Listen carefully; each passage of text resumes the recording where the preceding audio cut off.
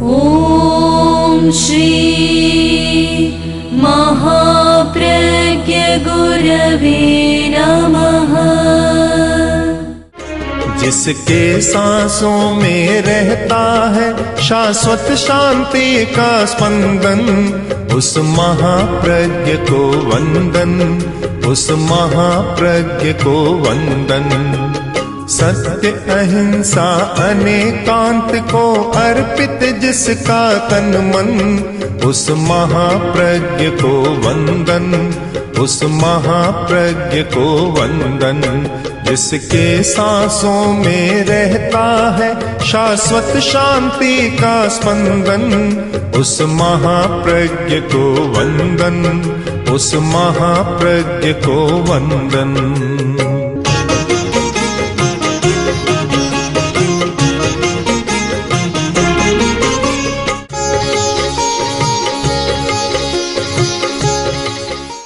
येन बंधम च मोक्षम च जीवाणं गतिरागतिम आया भावम च जानाई सा विद्या दुख मोयणी। दुख मुक्त करने वाली विद्या कौन सी है? कि जिससे व्यक्ति बंध और मोक्ष को जान ले। बंध है, समस्या है। बंध को आज की भाषा में कहूँ तो समस्या है। और मोक्ष है, तत्व की भाषा में कहूँ तो बंध और मोक्ष, कर्म का बंध और संसार से मुक्ति, जन्म मरण से मुक्ति। और व्यवहार की भाषा में कहूँ तो बंध का मतलब समस्या, मोक्ष का अर्थ है समस्या से छुटकारा पाने का उपाय, छुटकारा हो जाना। जो इसको जाने वह विद्या दुख मोचनी विद्या है। तुम जानते हो समस्या किसने पैदा की, दुख किसने पैदा किया? तुम दुख से मुक्त होना चाहते हो, दुख से छुटकारा पाना चाहते हो, पर पहले ये बताओ कि दुख पैदा किसने किया? इसका उत्तर दो। उलझ गया, दुखी। गुरुवर, मैंने तो दुख कोई पैदा नहीं किया, कोई समस्या मैंने तो पैदा नहीं की। तो क्या समस्या पैदा तुमने ही की है? तुम केवल ये आजीविका की विद्या पढ़ते रहे, कभी समस्या और समाधान की विद्या को तुमने नहीं पढ़ा। तुमने ही तो दुख पैदा किया है। अगर तुम उसके साथ साथ समस्या के स्रोत को पढ़ते कि समस्या कहाँ से पैदा हो रही है, और तुम इस बात को पढ़ते कि समस्या से छुटकारा पाने का उपाय क्या है, ये दुख मोचनी विद्या को साथ में पढ़ते, तो तुम्हें कोई दुख नहीं होता। बड़ी कठिनाई है व्यवहार में। जब तक व्यक्ति धन का अर्जन नहीं करता, चारों तरफ से उस पर आक्रोश की वर्षा होती, चाहे कितना ही पढ़ा लिखा हो। मैंने भी अनेक बार सुना, अनेक लोगों ने कहा कि हमने तो इतने वर्ष लगाकर पढ़ाए, इसको पढ़ाया, इतना खर्चा किया, और अब 5 पैसा भी हमें नहीं दे रहा है। सारा आक्रोश हो जाता है उस पर। लोग ये नहीं देखते कि पढ़ाई की या नहीं, ये देखते हैं कि पैसा कमा रहा है कि नहीं कमा रहा। अगर वह विद्या साथ में हो कि समस्या कौन पैदा कर रहा है, तो वह व्यक्ति कौन है कि जिसमें एक लगन नहीं बनी, एक प्रयत्न वैसा नहीं हुआ कि जैसा होना चाहिए वह असफल होता है। सम्यक प्रयत्न नहीं, प्रयत्न या तो गलत होता है, विवेक पूर्वक नहीं होता, सही समझ से नहीं होता, तो वहाँ दुख पैदा होता है। समस्या को समझ लो और मान लो कि तुम ज़्यादा धन नहीं कमा सकते, तो फिर आक्रोश आएगा, उस आक्रोश को भी तुम झेल सकते तो तुम्हें दुख नहीं होता। तुम न तो धन का अर्जन कर रहे हो और न पारिवारिक जनों की ओर से आने वाले आक्रोश को सहन कर रहे हो, तो दुखी होना स्वाभाविक है। पारिवारिकों का आक्रोश आ रहा है तो तुम ये चिंतन करो कि मैं कोई ऐसी विद्या धन कमाने की नहीं सीख सका जिससे धन कमाऊं, या कोई योग नहीं है, संयोग नहीं है। बिना संयोग के मैं कैसे करूं? संयोग भी होता है, संयोग, क्योंकि अगर संयोग है उसमें भी आदमी उलझ जाता है। एक अध्यापक ने विद्यार्थी से पूछा कि संयोग जानते हो? कहाँ जानता हूँ कि एक संयोग होता है, कोई स्थिति बन जाती है, कहते संयोग था, ऐसा हो गया। तो इसका कोई उदाहरण दो। अब अगर सही उदाहरण देता तो वह दुखी नहीं होता। उदाहरण ऐसा दे दिया जो नहीं देना चाहिए था तो दुख भी पाना पड़ा। उदाहरण दे दिया कि मास्टर साहब, आपका और आपकी पत्नी की शादी एक साथ हुई थी, एक दिन हुई थी, यह भी संयोग की बात। मास्टर गुस्से में आ गया, एकदम गुस्से में आ गया कि मूर्ख, तुझे यही संयोग का उदाहरण मिला। पिटाई शुरू कर दी। अब संयोग का उदाहरण देना था, अगर यह विवेक होता कि मुझे कौन सा उदाहरण देना चाहिए, यह भी कह सकता था, परंतु सीधा उदाहरण दिया जो व्यक्ति की भावना पर चोट पहुंचाता था। दुखी बन गया। दुखी क्यों बनता है, इस पर विचार करें कि दुखी बनने का कारण क्या है, तो बात पूरी समझ में आती है कि आदमी उस विद्या को नहीं पढ़ सका जिससे कि वे न दूसरे को दुखी बनाए, न दूसरे पर चोट करे और न स्वयं दुखी बने। वह विद्या है बंध और मोक्ष की विद्या, यानी अध्यात्म विद्या। अध्यात्म विद्या गीता का एक बहुत सुंदर है, अध्यात्म विद्या विद्या नाम। सब विद्याओं में श्रेष्ठ विद्या कौन सी है कि अध्यात्म विद्या। और ये बात आज प्रमाणित हो रही है। आज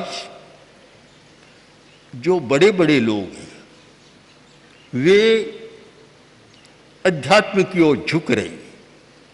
उन्होंने बहुत पढ़ाई की है, बड़े बड़े वैज्ञानिक हैं, बड़े बड़े बौद्धिक हैं, बड़े बड़े पत्रकार और साहित्यकार हैं, विद्वान लोग हैं, अध्यात्म की ओर झुक रहे हैं। इसका कारण कि दुख मोचनी विद्या अध्यात्म के सिवाय कोई दूसरी नहीं है।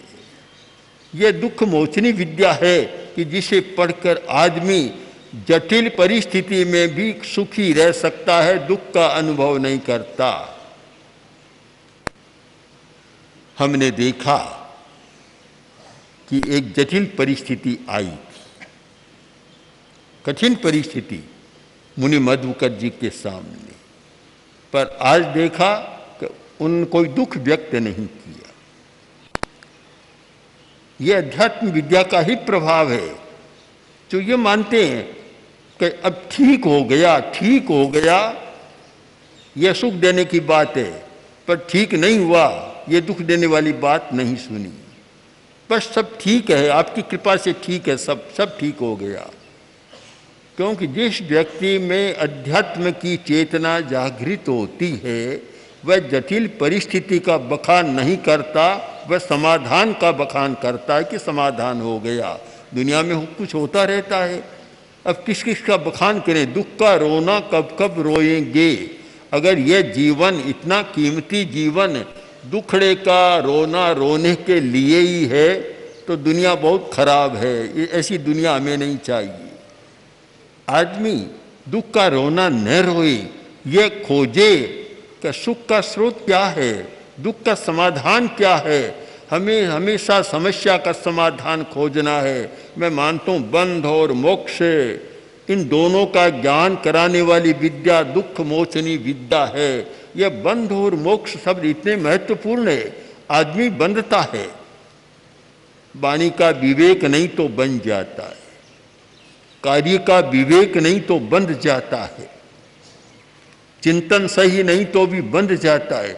न जाने कितने बंधनों से आदमी बंधता है और वे उससे छुट्टी भी नहीं पा सकता। अपनी अविवेकशीलता के कारण बंध जाता है। आदमी में इतना विवेक हो कि बोले पर बंधे नहीं, काम करे पर बंधे नहीं, मुक्त रह सके, स्वतंत्र रह सके।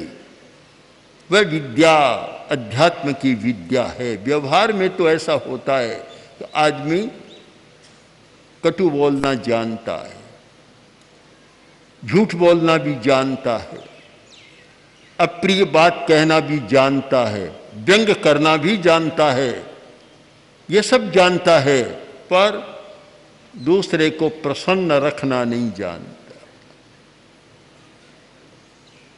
अपनी वाणी से भी और अपने कार्य से भी।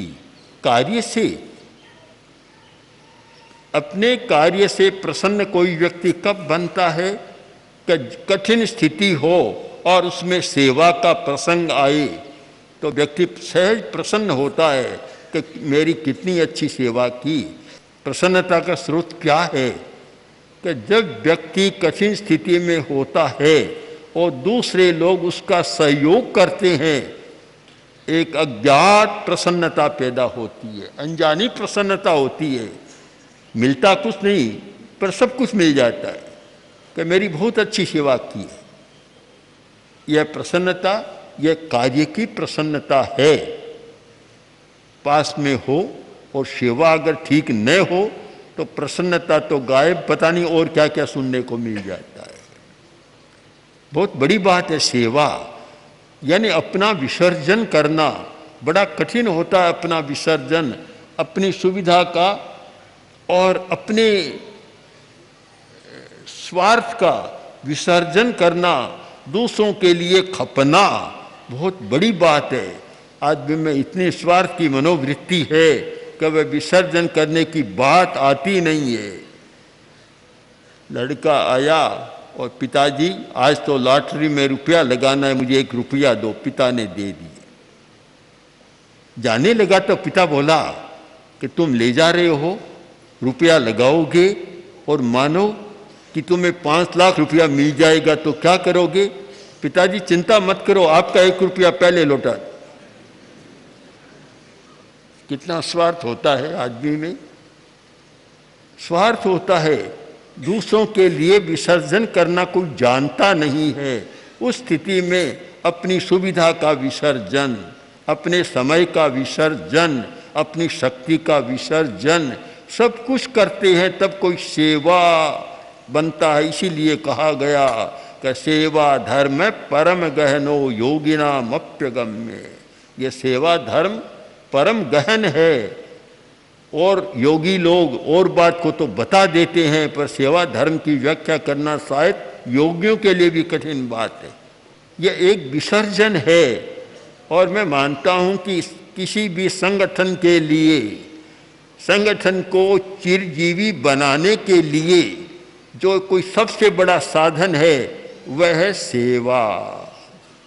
जिस संगठन में सेवा ठीक नहीं होती वहाँ कोई आना पसंद भी नहीं करता। जाकर करूँगा क्या, दुख पाऊँगा। हमने देखा जब आचार्य तुलसी यही कांठा में विहार कर रहे थे तो किसी साध्वी को देखा, आचार्यवर ने पूछा, आई थी दर्शन करने, पूछा कि क्या कैसे है? बोली महाराज क्या बताऊं, बीमार हो गई, सब छोड़कर चले गए। ऐसी स्थितियां बन जाती है, बड़ी जटिल स्थितियां बनती है।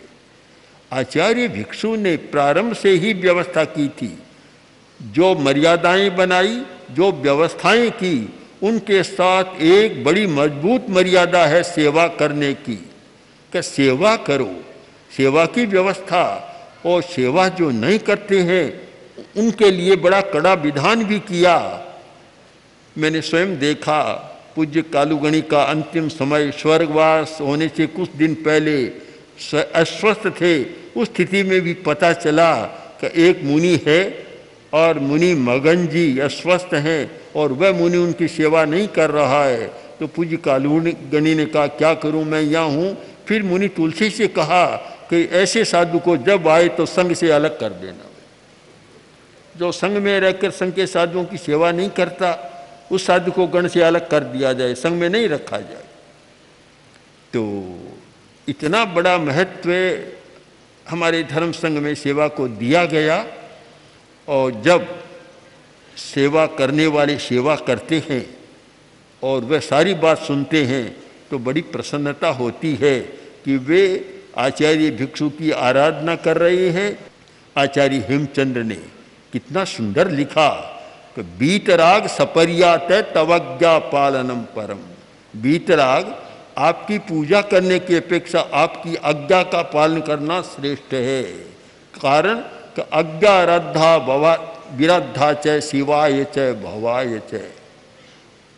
आपकी आज्ञा का आराधन करने वाला आराधक होता है और मोक्ष को प्राप्त होता है, और आज्ञा की विराधना करने वाला विराधक होता है और वह संसार भ्रमण करता है। अकाल मियम अज्ञाते हेयोपादेय गोचरा। आपकी आज्ञा क्या है कि हे और उपादेय का विवेक करो। हे क्या है और उपादेय क्या है, क्या छोड़ना है और क्या हमें ग्रहण करना है, इस बात का विवेक करो। तो हमें छोड़ना क्या है? कर्मबंध को छोड़ना है और मोक्ष मार्ग को अपनाना है। यह तो एक तत्व की बात हुई। व्यवहार में क्या छोड़ना है, क्या अपनाना है? आलस्य को छोड़ना है, प्रमाद को छोड़ना है, इन सब को छोड़ना है, जागरूकता को बढ़ाना है, सेवा भाव को बढ़ाना है। तो मैंने देखा कि सेवा भावना साधुओं में तो है ही, और उनके लिए तो मर्यादा भी है, कर्तव्य भी है, दायित्व भी है और समर्पण भी है संघीय सेवा के प्रति। किंतु गृहस्थ समाज की सेवा को भी देखा। जो भी लोग आते और कहते कितनी अच्छी सेवा है, कितनी अच्छी भावना, और हर समाज की जैन अजैन सबकी सुनता रहा कि कितनी सेवा की भावना है, कितनी एक सहानुभूति है। तो जहाँ इतना सहानुभूति का वातावरण होता है वहाँ एक अलग प्रकार की स्थिति का निर्माण होता है। तो मैं मानता हूँ कि यह एक प्रयोग भी हुआ है, कष्टदायी था, पर कभी कभी प्रयोग भी कष्टदायी होता है। एक एक औषधि का निर्माण करने के लिए प्रयोग करते हैं, कितनी कठिनाई भी उनको सहनी पड़ती है, पर कठिनाई में से जो अच्छाई सामने आई वह एक बड़ी महत्व की बात है। और महत्व की बात है निष्ठा और श्रद्धा। जब श्रद्धा मजबूत होती है, निष्ठा होती है, तो आदमी समस्या को, बंध को भी पार कर जाता है और उसके लिए विद्या दुख मोचनी बन जाती है। और श्रद्धा नहीं होती है, निष्ठा नहीं होती, संदेहशील होता है और संदेह के झूले में झूलता रहता है, वह कभी समस्या का पार नहीं पा सकता, वह बंध से मुक्त नहीं हो सकता। समस्या में झूलता रहता है कि यह करूं या यह करूं, यह ठीक या यह ठीक। विश्वास नहीं, वह समस्या का पार नहीं पा सकता। और संदेह आदमी को पता नहीं कहाँ ले जाता है। यह अनास्था, अविश्वास, संदेह ऐसे शब्द हैं जो बंद करने वाले, आदमी को बांधने वाले शब्द हैं। एक घटना के द्वारा हम समझने का प्रयत्न करें कि एक आदमी 4 बजे उठा। पुराने लोग जंगल जाते थे बाहर शौच के लिए, जंगल में गया, वापस आया और आते ही खाट पर पड़ गया, गिर गया। परिवार वाले इकट्ठे हुए, क्या हुआ? पूछो मत, आज तो मैं बाहर जंगल गया था और इतना खून शरीर से निकल गया कि बस अब तो कोई स्थिति नहीं है, क्या बताने की नहीं, जो करना हो सो कर लो। सब घबरा गए। खून तो मुनि मधुकर जी के भी बहुत निकला, पर आसपास वाले घबराए नहीं, सब ने विश्वास बनाए रखा और पूरे विश्वास के साथ काम किया। डॉक्टर को बुलाया, पूछा तो वही कहा कि उठो, कि नहीं उठने की ताकत ही नहीं है शरीर में, कुछ भी नहीं कर सकता। सारी बात चल रही थी। इतने में एक लड़का आया, होली का दिन था, होली के आसपास के दिन थे सारे। लड़का आया और आकर खाट के नीचे घुसा तो उसका लोटा नहीं मिला और वह चिल्लाया कि मेरा लोटा कौन ले गया, मेरा लोटा कहाँ गया? अरे कौन सा लोटा? किया मैंने रखा था। क्या था? का रंग घुला हुआ था, लाल रंग का लाल रंग घुला हुआ था, मेरा लोटा था। उसने कहा अरे लोटा तो मैं ले गया था, लाल रंग का था क्या? हाँ। इतने में खड़ा हो गया और घूमने लग गया। न डॉक्टर न दवा, कोई जरूरत नहीं, एकदम शक्तिहीन हो गया। किसने बनाया? एकदम शक्ति आ गई। कहाँ से आ गई? सच्चाई का पता लगा, उठ खड़ा हुआ, शक्ति आ गई। और संदेह के झूले में झूलता रहा कि इतना खून शरीर से निकल गया, अब तो चलने की क्या, उठने की स्थिति भी नहीं है। एक श्रद्धा आस्था इतनी बड़ी शक्ति है कि आदमी को बंध से मुक्त कर देती है। और यह संदेहशीलता, अनास्था इतनी बड़ी एक समस्या है कि आदमी को बांध देती है। तो मैं तो मानता हूँ इस सारी घटना के चक्र में श्रद्धा और निष्ठा ने बहुत काम किया है। अगर संदेह होता तो पता नहीं क्या होता, पर बहुत अच्छा काम किया। इसलिए पूरी सारी बात का उपसंहार हम करें तो इस बात पर हम विचार करें कि हमें केवल पढ़ाई नहीं करनी है, केवल नहीं पढ़ना है, केवल और नहीं जानना है, साथ साथ दुख मोचनी विद्या को भी पढ़ना है। एक है बंद करनी विद्या, आजीविका की विद्या बंद करनी विद्या है, बांधने वाली विद्या है। और ये अध्यात्म की विद्या, ये दुख मोचनी विद्या है, जिसमें ये सारा कुछ आता है। तो हम दुख मोचनी विद्या का भी साथ साथ में अध्ययन करें। और हमारा विश्वास है कि जैसे आज आत्महत्या की प्रवृत्ति बहुत बढ़ रही है, बस विद्यार्थी को नंबर अच्छे नहीं मिले आत्महत्या कर लेगा, फेल हो गया आत्महत्या कर लेगा, और कुछ कर दिया तो आत्महत्या कर लेगा। ऐसा लगता है कि आत्महत्या तो मानो कि कोई दूध पीना है कि भीतर जाकर दूध पी लो, कोई इतना सीधा काम कर लिया। कारण क्या, क्यों करता है? क्यों करता है? कि वह दुख मोचनी विद्या को नहीं जानता। इसलिए अगर हम दुख मोचनी विद्या को साथ साथ जान लें तो हम बंध और मोक्ष दोनों से ठीक विश्लेषण कर और बंध से छुटकारा पा सकते हैं। ओम आर्हम। आचार्य महाप्रज्ञ 20वीं 21वीं सदी के अतुलनीय दार्शनिक, अद्वितीय विचारक, विलक्षण साहित्यकार, अद्भुत प्रवचनकार तथा जन उद्धारक थे। उनके सृजनशील चिंतन कल्याणी वाणी ने प्रत्येक व्यक्ति के हृदय में एक स्थान बनाया। सरल भाषा में जीवन की सच्चाइयों को छूने वाले उनके विचार श्रोता व पाठक के हृदय में उतरकर आत्मनिरीक्षण, स्वदोष दर्शन व आत्म परिष्कार की भावना जागृत करते हैं। उनका समग्र साहित्य अब आ रहा है महाप्रज्ञ वाङ्मय के रूप में। 121 पुस्तकों की यह नवीन समायोजना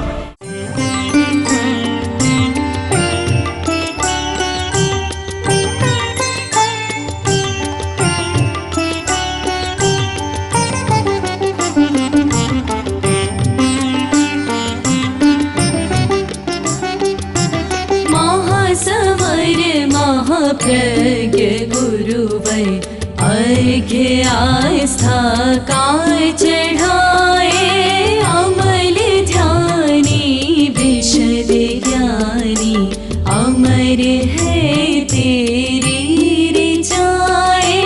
महासमर महाप्रज्ञ गुरुवै अर्घ्य आस्था काय चढ़ाए।